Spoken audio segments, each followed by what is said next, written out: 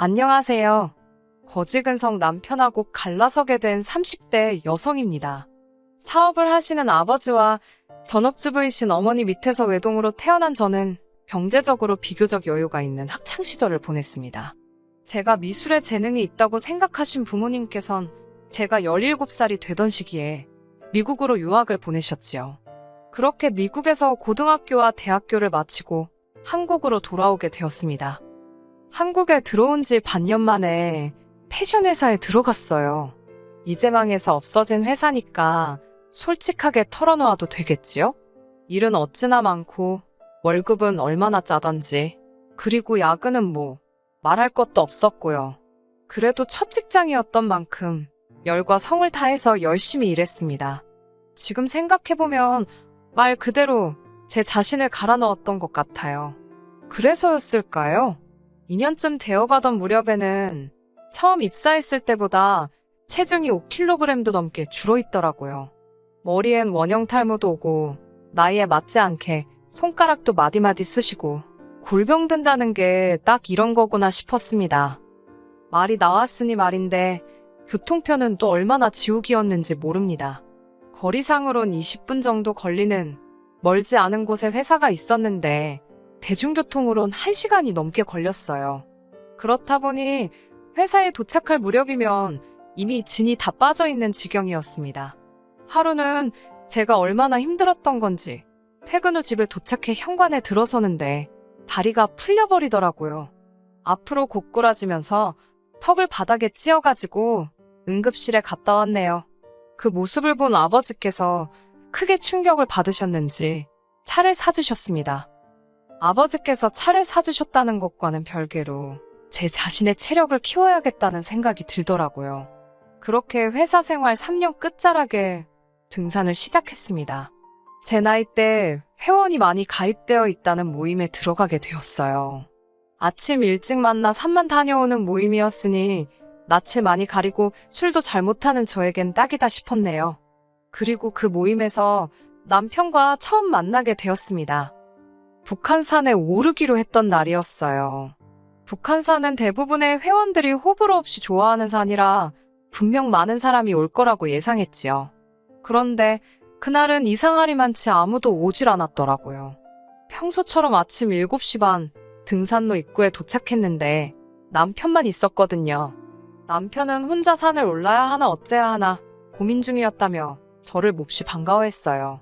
이전까지 인사만 몇 번 주고받던 사람이 너무 좋아하니까 좀 당황스러웠지만요.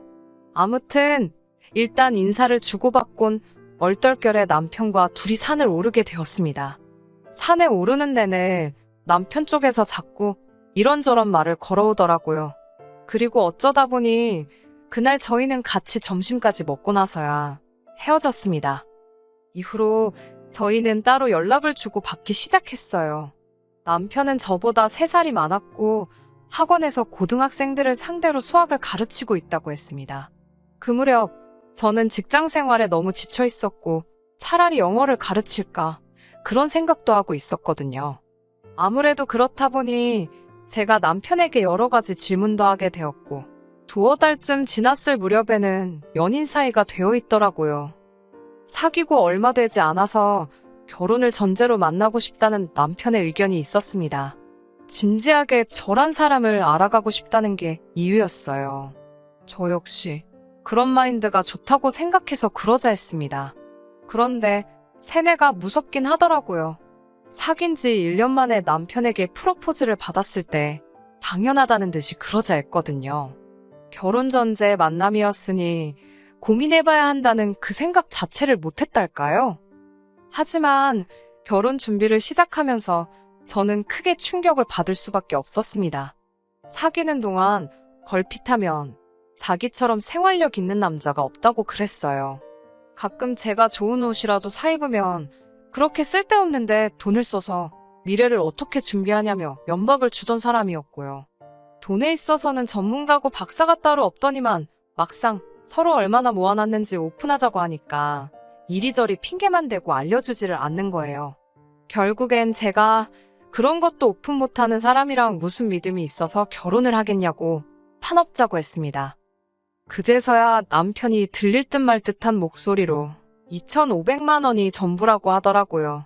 속물이라고 욕하실 수도 있겠지만 그 금액을 듣곤 정말이지 어이가 없어서 2,500만 원이 작은 돈은 아니지만 남편은 사회생활을 한 지 8년 차였어요. 자기 입으로 맨날 자기처럼 아껴 써봐라. 미래를 위해 오늘을 참는 거다. 그러던 사람이에요. 그런데 3천도 아니고 2,500이라니. 제가 남편보다 낫다고 우스대자는 건 아니지만 직장생활 6년 차인 저도 7천을 모아둔 상태였습니다. 게다가 솔직히 털어놓을게요. 사실 요새 반반결혼이다 뭐다 많지만 저는 가능하면 양쪽 부모님께 도움을 받고 싶었어요. 조금은 여유있게 시작할 수 있으면 좋겠다 생각했지요. 실제로 친정부모님께서 어느 정도 도움을 주시리란 기대와 확신이 있기도 했고요. 하지만 이어지는 남편의 이야기를 들으니 답이 안 나오대요. 결국 실망스러운 마음을 숨기지 못한 제가 남편에게 돈 벌어 그동안 다 어디다 쓴 거냐고 따져 물었습니다. 그러자 남편은 조금 머뭇거리는 눈치더니 아버님 빚을 갚아드리는데 보태드렸다고 하더라고요. 생각지도 못한 남편의 대답에 잠시 전 할 말을 잃었어요. 남편이 덧붙이기를 아버님께서 작년 초 가족들과는 상의도 없이 작은아버님께 2천만 원이라는 큰 돈을 빌려 주식을 하셨답니다. 그 사실을 알게 된 건 남편이 올해 초 작은아버님과 통화를 하면서였대요. 아버님께선 집주인이 전세금을 올려달라는데 그 돈이 없어 쫓겨나게 생겼다며 작은아버님께 우는 소리를 하시더랍니다. 가족들 볼 면목이 없다며 어찌나 아버님이 서럽게 우시던지 보다 못한 작은아버님께서 당신 딸 결혼 자금을 끌어다 돈을 빌려주셨던 거고요. 하지만 올해 초 작은어머님께서 이 사실을 알게 되셨고 그쪽 집안이 온통 쑥대밭이 되었답니다. 작은어머님께서 당장 돈 못 받아오면 이혼하겠다 으름장을 두시곤 집을 나가셨다나요? 그 집 사정이야 지금 이야기할 건 못 되는 것 같고. 아무튼 결국 작은아버님께서 남편에게 너라도 네 아버지가 빌려간 돈을 갚으라며 연락을 해오셨다는데 그때만 해도 남편은 아무것도 모르고 있었다네요. 이게 다 무슨 소리냐고 아버님께 따지니 그 돈으로 주식을 하셨다며 당신 배를 째든지 마음대로 하라더랍니다. 시쳇말로 다 꼬르셨던 거지요. 그래서 어쩔 수 없이 자기가 갚아드렸다나요? 사연을 전부 듣고 나니 남편 신세도 참 처량하다 싶고 불쌍하더라고요. 그때는 그래도 사랑에 눈이 멀어 내가 여유가 있어서 다행이다. 그런 생각만 들었어요. 하지만 지금 돌이켜 생각해보니 사연 없는 집이 어디 있나요? 안 됐지만 당신은 결혼할 준비가 안 된 것 같다 하고 헤어졌어야 하는데 남편 돈 3천, 제 돈 7천, 합이 1억이었습니다. 친정부모님께서도 1억을 보태주신다 하셨는데 그래도 2억이 큰 돈은 맞지만 그 돈으로 식부터 시작해서 모든 걸 해결하려니 솔직히 쉽지 않겠다 싶었습니다. 그러다 친정부모님 댁에 들어가 살면 안 되겠냐고 제가 먼저 물어봤어요. 친정부모님께선 서울에서 차로 30분 정도 떨어진 경기도에서 2층 집을 지어 살고 계셨거든요. 집은 아버지의 사업장과도 멀지 않았고요. 이참에 아버지 회사로 이직해버릴까 싶기도 했고 남편이 처가살이가 싫다길래 그럼 당신이 이 예산으로 식장부터 한번 다 알아와 보라고 했더니 잠잠해지더군요. 친정부모님께선 저희 좋을 대로 하라고 하셨고 그렇게 저희는 신혼살림을 친정 2층에 차리게 되었습니다. 친정에 들어가 살게 되었으니 친정부모님이 주신 1억은 받을 필요가 없겠다 싶더라고요. 그래서 남편에게 친정아버지께 돌려드리겠다고 했어요. 생각해보면 이때부터 저희 사이가 틀어지기 시작했던 것 같아요. 남편이 그 돈을 왜 돌려드리냐며 엄연히 우리 쓰라고 주신 돈인데 이제 공동재산 아니냐길래 말 같지도 않은 소리 하지 말라고 했습니다. 집 구하는데 보태라고 주신 돈이지 당신이나 나 용돈하라고 주신 거 아니라고요. 그러자 남편도 더 말은 안 했지만 전 속으로 남편이 저런 식으로 생각을 한다는 그 사실 자체가 놀랍고 황당했어요. 그뿐만이 아니었습니다. 결혼식을 올린 후 친정으로 들어와 살게 되면서 저는 다니던 회사를 관뒀어요. 거기엔 여러 가지 이유가 있었는데요.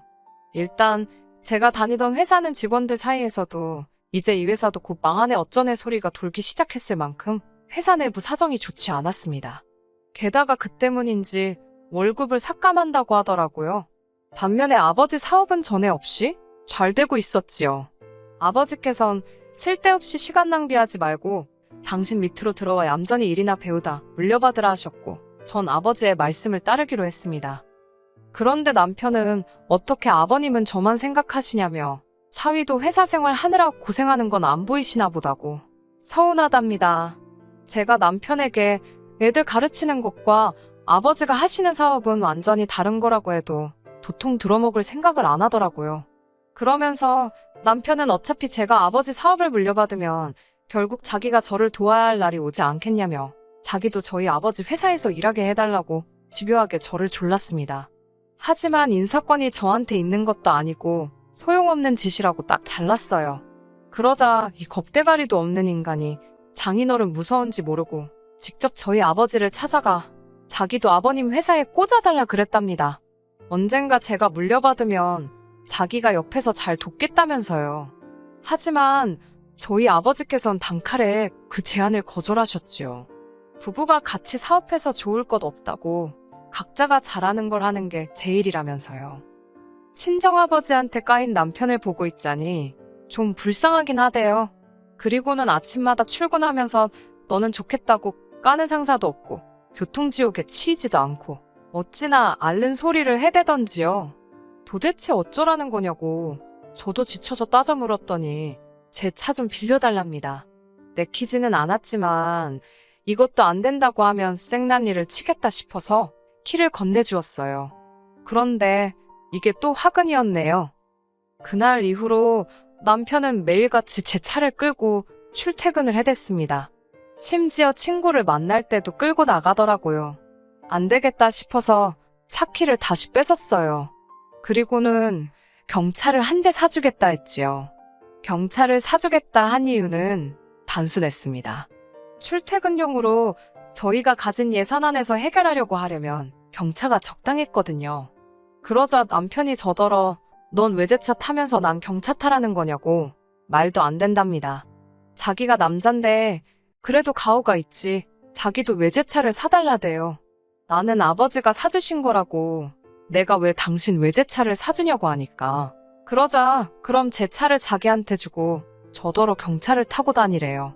제가 싫다니까 또 한다는 소리가 그럼 저희 아버지한테 가서 자기 차도 사주시면 안 되냐고 물어봐 달랍니다.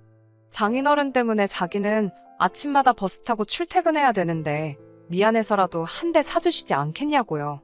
듣고 있는데 진짜 이 인간이 미쳤나 싶어서 너무 화가 났어요. 결국 제가 그러면 당신도 당신 아버지한테 사달라고 하라고 쏴붙였습니다.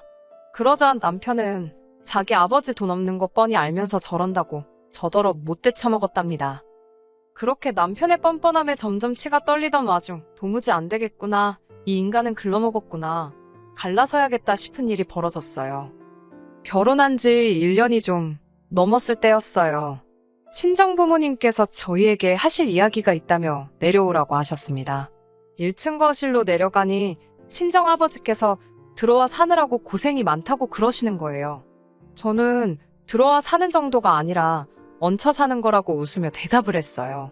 하지만 남편은 기다렸다는 듯이 맞다고 어른들 모시고 사는 게 정말이지 쉬운 일이 아니라며 아주 무슨 거드름을 피며 대답을 하더라고요. 어이가 없어서 생활비도 한 푼 안 내고 살고 있었는데 뭘 모시고 산다는 건지. 하지만 이 무렵 이미 남편의 뻔뻔함에 질릴 대로 질려있던 터라 걸고 넘어지기도 싫었습니다. 너는 짓거려라, 나는 안 듣는다라는 심정으로 들은 척도 안 하고 있었네요. 친정아버지께선 그런 저를 바라보시며 너희 사이도 요새 안 좋은 것 같고 젊은 부부끼리 알콩달콩 살아봐야 하는데 그걸 못해서 그런가 싶다며 제 앞으로 무슨 서류 하나를 내미셨습니다. 아파트 등기부등본이더라고요. 친정아버지 말씀이 원래 세를 주고 있던 아파트가 하나 있었는데 마침 그 집도 이사를 간다고 해서 그 아파트 명의를 제 명의로 돌려주시려고 한답니다. 그 집에 가서 둘이 한번 재미지게 살아보라고요. 너무나 감사했고 순간 정말 어떻게 무슨 말을 드려야 할지 모르겠더군요. 그런데 옆에 있던 남편이란 작자가 뭐라고 한 줄 아세요? 왜? 제 명의로 해주냐입니다. 해주실 거면 공동 명의로 해주셔야 하는 거 아니냐고요. 순간 제가 벙쪄서 남편을 쳐다봤어요. 그러자 남편이 한다는 말이 제가 자기랑 결혼을 했으니까 장인어른께서도 1억을 주신 게 아니냐며, 그러면 분명히 자기 지분도 있는 거랍니다. 그런데 자기하고는 상의도 없이 장인어른께 돌려드려서 너무 서운했다나요. 그런데 지금 또 제 명의로만 해주신다고 하니 사위도 아들이라면서 어쩌면 이렇게 대하시는 게 다르냐고. 자기도 처가살이 하느라 고생하는데 알아주시는 게 없다네요. 황당했지요.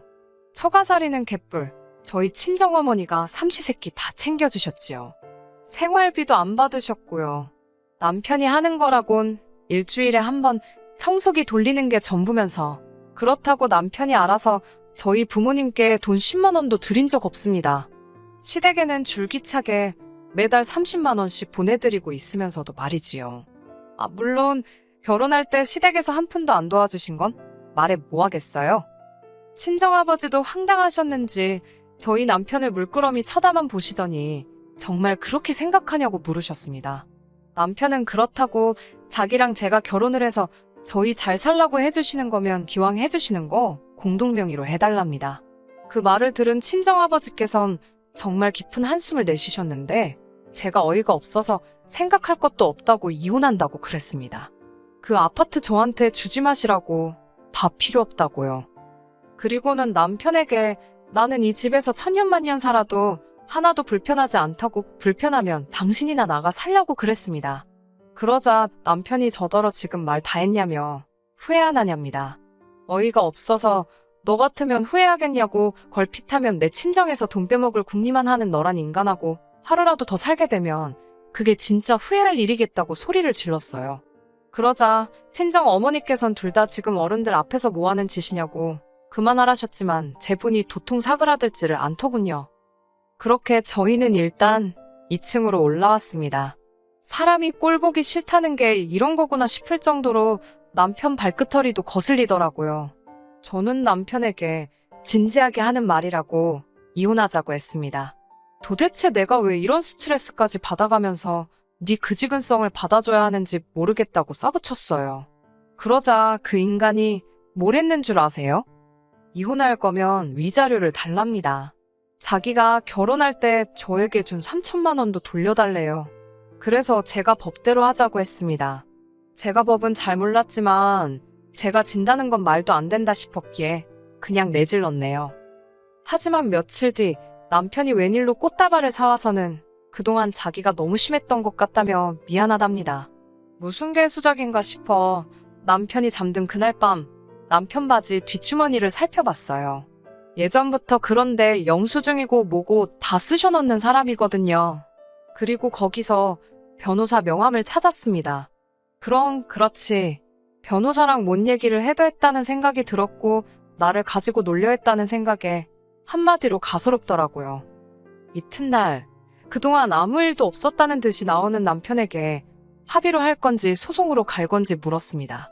그러자 역시 집어넣게 못 준다고 또 부르르 승질 부리더라고요. 이 정도 했으면 그냥 넘어가야 되는 거 아니냐고요. 결국 합의 이혼했습니다. 본인도 아무 승산이 없다는 걸 알았던 모양이에요. 위자료는 개뿔, 그 3천만 원도 안 돌려줬습니다. 당신 집에 드린 용돈이면 당신 그놈의 차며 생활비부터 시작해서 한번 제대로 계산해볼 거냐 하니 찍소리도 못하길래 그런 거 안 뺏는 것만으로도 감지덕지하라 했네요. 이혼하고 나니까 정말이지 알턴이가 빠진 것처럼 가슴이 후련합니다. 친정부모님도 모처럼 제 밝은 얼굴 봐서 좋다 하시네요. 똥차도 치웠으니 이제 좋은 일만 있지 않을까요? 끝까지 들어주셔서 감사합니다. 오늘의 사연은 여기까지입니다. 구독과 좋아요, 알람 설정 부탁드리고 더 좋은 사연으로 다시 찾아뵙겠습니다. 감사합니다.